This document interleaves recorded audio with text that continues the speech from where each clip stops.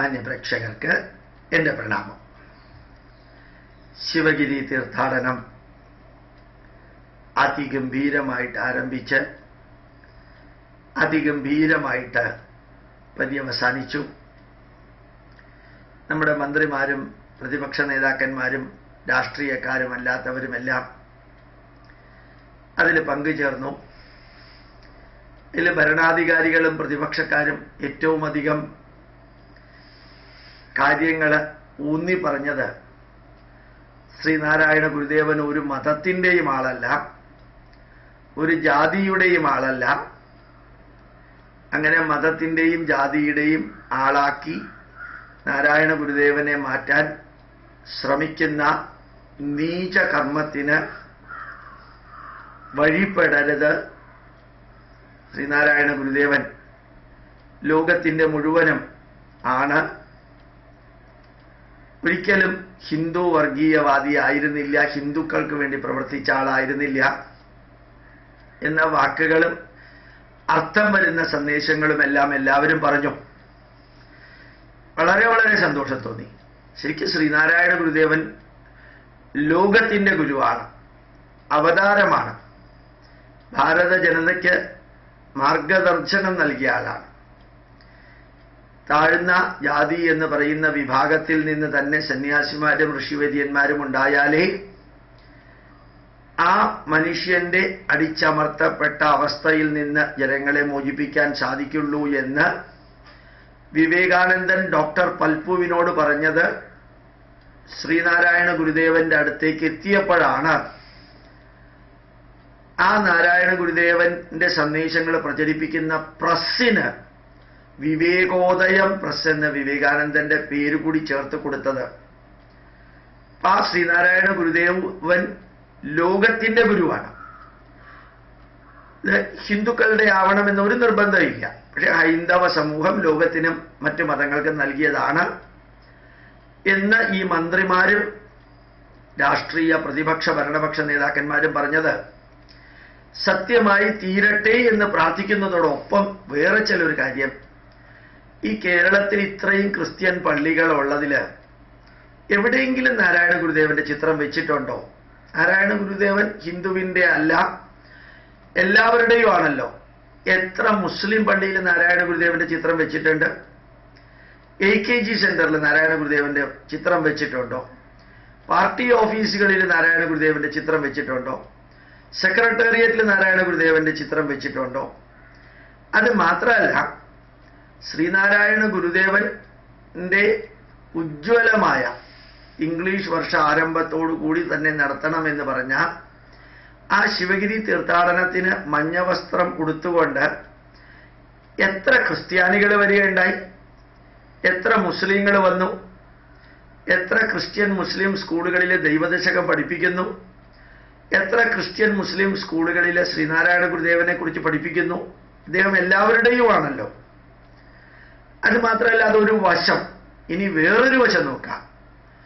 ശ്രീനാരായണ ഗുരുദേവൻ ശിവഗിരി തീർത്ഥാടനത്തിന് തെരഞ്ഞെടുത്ത മഞ്ഞ വസ്ത്രം എന്തുകൊണ്ടത് തെരഞ്ഞെടുത്തു എന്ന് പറയുകയുണ്ടായിട്ടുണ്ട്. ശ്രീബുദ്ധന്റെ ത്യാഗവും ശ്രീകൃഷ്ണന്റെ ബുദ്ധി വൈഭവത്തിൻ്റെയും പ്രതീകമാണ് മഞ്ഞ വസ്ത്രം എന്ന് പറയുകയുണ്ടായി. അപ്പൊ ആ മഞ്ഞ വസ്ത്രം ആരെയാണ് പ്രതിനിധീകരിക്കുന്നത്, ഏത് ധർമ്മത്തിന്റെ പ്രതിനിധികളെയാണെന്നുള്ളത് വ്യക്തം. ശിവഗിരിയിലെ ശാരദാമഠത്തിലാണ് ഈ പ്രദക്ഷിണം വയ്ക്കൽ നടന്നത്. ആ ശാരദാദേവി ഏത് ധർമ്മത്തിന്റെ പ്രതീകമാണ്? മാത്രമല്ല, ശ്രീനാരായണ ഗുരുദേവൻ സ്ഥാപിച്ച 27 ക്ഷേത്രങ്ങളും അത് ഹൈന്ദവ ദേവതകൾ മാത്രമാണ്. ആ ക്ഷേത്രങ്ങളിൽ ഉപദേവതകളായിട്ട് സെയിന്റ് മാർട്ടിനെയോ സെന്റ് ജോസഫിനെയോ സെയിന്റ് മേരിയെയോ യേശു ക്രിസ്തുവിനെയോ യഹോവയെയോ പ്രതിഷ്ഠിച്ചിട്ടോ ഇല്ല, കുരിശും പ്രതിഷ്ഠിച്ചിട്ടില്ല. ശിഷ്യന്മാരെ കൊണ്ട് പ്രതിഷ്ഠിപ്പിച്ച 14 ക്ഷേത്രങ്ങളും ഹൈന്ദവ ക്ഷേത്രങ്ങളാണ്. ഹൈന്ദവ വേദമന്ത്രങ്ങൾ ഉപയോഗിച്ചിട്ടാണ് അവിടെ പൂജാവിധികൾ. ഹൈന്ദവ തന്ത്രപ്രകാരമാണ് ക്ഷേത്രത്തിലെ ആരാധന. ഹൈന്ദവ വിശ്വാസപ്രകാരമാണ് ഉഷപൂജയും ഉച്ചപൂജയും ശ്രീഭൂതബലിയും അതേപോലെ ഉത്സവങ്ങൾ നടത്തുന്നത്. ആ ക്ഷേത്രങ്ങളിൽ പുരാണങ്ങളും ഇതിഹാസങ്ങളും പഠിപ്പിക്കാൻ 2 യുവാക്കളെ, വിദ്യാഭ്യാസമുള്ളവരെ ശമ്പളം കൊടുത്ത് നിയമിക്കണം എന്ന് പറഞ്ഞ ഗുരുദേവൻ പുരാണങ്ങളും ഇതിഹാസങ്ങളും ബൈബിളും ഖുറാനും പഠിപ്പിക്കാൻ ആക്കണം എന്ന് പറഞ്ഞില്ല. അതുമാത്രമല്ല, ശ്രീനാരായണ ഗുരുദേവൻ ശ്രീനാരായണ ധർമ്മപരിപാലന സംഘമാണ് സ്ഥാപിച്ചത്. ആ അമ്പലങ്ങളിലെ അന്ധവിശ്വാസങ്ങൾ ഇല്ലാതെയാക്കാൻ 21 ദുർദേവതാ വിഗ്രഹങ്ങളെ പിഴുതെറിഞ്ഞു. നെഞ്ചത്തടിച്ച് പ്രാർത്ഥിക്കുന്ന ക്രിസ്ത്യാനിയോട് അത് ചെയ്യരുത് എന്നൊന്നും പറയാനായിട്ട് ഗുരുദേവൻ പോയില്ല. ബക്രീദിന് 17 കോടി ആടുകളെ കൊല്ലുന്ന ഏറ്റവും രക്തരൂക്ഷിതമായിട്ടുള്ള ആചാരം ഇല്ലാതെയാക്കണമെന്ന് പറയാനൊന്നും ശ്രീനാരായണ ഗുരുദേവൻ പോയില്ല. ചെങ്ങന്നൂർ മുതൽക്ക് പാറശാല, കളിയിക്കാവിള, ധനുവച്ചപുരം, ഊരമ്പ്, അമ്പൂരി, കാട്ടാക്കട തുടങ്ങിയ സ്ഥലങ്ങളിലെല്ലാം ഒരു സമുദായത്തിൽ നിന്ന് ക്രിസ്തുമതത്തിലേക്ക് പോയവരെ തിരിച്ച് പൂർണ്ണമായിട്ടും കൊണ്ടുവരികയും ചെയ്തു. ഹൈന്ദവ ദേവതാ വിഗ്രഹ പ്രതിഷ്ഠകളുള്ള ചെറിയ ചെറിയ കുടില് മാതിരിയുള്ള അമ്പലത്തില്, ആ അമ്പലത്തിലെ വിഗ്രഹങ്ങളെ പിഴുതെറിഞ്ഞ് കുരിശ് അവിടെ സ്ഥാപിച്ചപ്പോ ആ കുരിശ് മാറ്റി വീണ്ടും അവിടെയുള്ള ആൾക്കാരെ കൊണ്ട് ആ വൈദിക ദേവതാ പ്രതിഷ്ഠ നടത്തി. അമ്പലങ്ങളിലെ ദുരാചാരങ്ങളായിട്ടുള്ള കള്ള് നിവേദ്യവും കോഴി അറക്കലും ആടറക്കലും അശ്ലീല പാട്ടും ഒഴിവാക്കാനായിട്ടും പകരം വേറൊരു അശ്ലീല പാട്ടിന് പകരം പ്രണവവും ഓംകാരവും പഞ്ചാക്ഷരിയും ജപിക്കാൻ പറഞ്ഞു. കള്ളിന് പകരം ഇളനീര് കൊണ്ടുപോകാൻ പറഞ്ഞു. സർപ്പം തുള്ളലിൽ 1000കണക്കിന് ചൊട്ടയും അതുപോലെയുള്ളത് ഉപയോഗിക്കുന്നതിന് പകരം ഒരെണ്ണം തന്നെ പുനരുപയോഗിക്കാൻ പറഞ്ഞു. സർപ്പം തുള്ളൽ നടത്തുന്ന സ്ത്രീകൾക്ക് സർപ്പം തുള്ളൽ നടത്തണ്ടെന്ന് പറഞ്ഞില്ല. കുടിക്കാൻ കരിക്കിന്റെ വെള്ളവും തലയിലൊഴിക്കാൻ തിളപ്പിച്ചാറ്റിയ വെള്ളവും കൊടുക്കാൻ പറഞ്ഞിട്ട് ചെലവ് ചുരുക്കാൻ പറഞ്ഞു. ഹിന്ദുക്കളുടെ കെട്ടുകല്യാണത്തിലുള്ള അന്ധവിശ്വാസങ്ങളും ദുരാചാരങ്ങളും ഇല്ലാതെയാക്കി. ഹിന്ദുക്കളുടെ വിവാഹത്തിന്റെ ധൂർത്ത് പൂർണ്ണമായിട്ടും ഒഴിവാക്കാനായിട്ട് നടന്നു ചെന്ന് നിർദ്ദേശിച്ചു. ഈ 61 കൃതികൾ എഴുതിയതിൽ 61 ഹിന്ദുക്കളെയാണ്. അനുകമ്പാ ദശകം എന്ന ഒരു കൃതിയില് ഒരു വരി യേശുക്രിസ്തുവും ഒരു വരി മുത്തുനബിയും മാത്രം. ബാക്കി 61 കൃതികളും ശ്രീകൃഷ്ണാഷ്ടകമായാലും ഭദ്രകാളി ദശകമായാലും ജയിക്കുക മഹാദേവ ദീനാവന പരായണ, ജയിക്കുക ജയാസിന്ധു എന്ന ദൈവദശകവും, പിന്നെ അവിടെ നിന്ന് തിരുപ്പതീശ്വര സ്തവവും വിനായകാഷ്ടകവും ലിംഗാഷ്ടകവും എല്ലാം എഴുതിയത് ഹൈന്ദവ ജനതയുടെ ആരാധനാമൂർത്തിയിലൂടെയാണ്. നാരായണീയവും അതുപോലെ തിരുക്കുറളും ബൈഹാർട്ട് പഠിച്ച ശ്രീനാരായണ ഗുരുദേവൻ ധന്യമായ ഹൈന്ദവ ആചാരങ്ങൾക്ക് വേണ്ടി തന്നെ അന്ധവിശ്വാസങ്ങൾ ഇല്ലാതെയാക്കി പുനഃപ്രതിഷ്ഠ നടത്തിയ ആ നാരായണ ഗുരുദേവൻ സാധാരണഗതിയിലെ വിവേകാനന്ദൻ പറഞ്ഞതുപോലെ വളരെ ഉയർന്ന നിലവാരത്തിലേക്ക് ഉയർന്നെത്തിയപ്പോൾ വിവേകാനന്ദൻ പറഞ്ഞു, ഞാൻ ഭാരതത്തിന്റെ പുത്രനാണെങ്കിലും ലോക പൗരനാണ്. ഭാരതത്തിൽ ജനിച്ചുവെങ്കിലും ലോക പൗരനാണ്.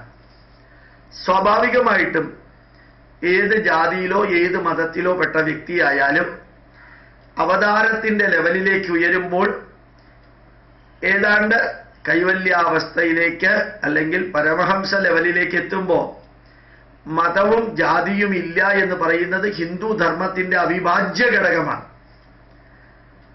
രമണ മഹർഷി പറഞ്ഞു, ബ്രാഹ്മണരാണെന്ന് വിചാരിക്കുന്നവർ അവിടെ ഇരുന്നോളൂ, ബ്രാഹ്മണരല്ലെന്ന് വിചാരിക്കുന്നവർ ഇവിടെ ഇരുന്നോളൂ, പുതിയതായിട്ട് വരുന്നവരാണെന്ന് വിചാരിക്കുന്നവർ മുമ്പിൽ ഇരുന്നോളാൻ പറഞ്ഞതാണ്. ഈ ജാതിയും മതവുമെല്ലാം നിങ്ങളുടെ വിചാരത്തിൽ മാത്രമുള്ളതാണ്, ശരീരത്തിലുള്ളതല്ല എന്ന അർത്ഥശങ്കയ്ക്കിടമില്ലാത്ത വിധത്തില് രമണ മഹർഷി പറഞ്ഞതുപോലെ, ശങ്കരാചാര്യർ പറഞ്ഞതുപോലെ, രാമകൃഷ്ണ പരമഹംസർ ചെയ്ത് കാണിച്ചതുപോലെ തന്നെ അവതാരമായി ഭൂമിയിലേക്ക് വന്ന ശ്രീനാരായണ ഗുരുദേവനും നമുക്ക് ജാതിയില്ല എന്ന് പറഞ്ഞു.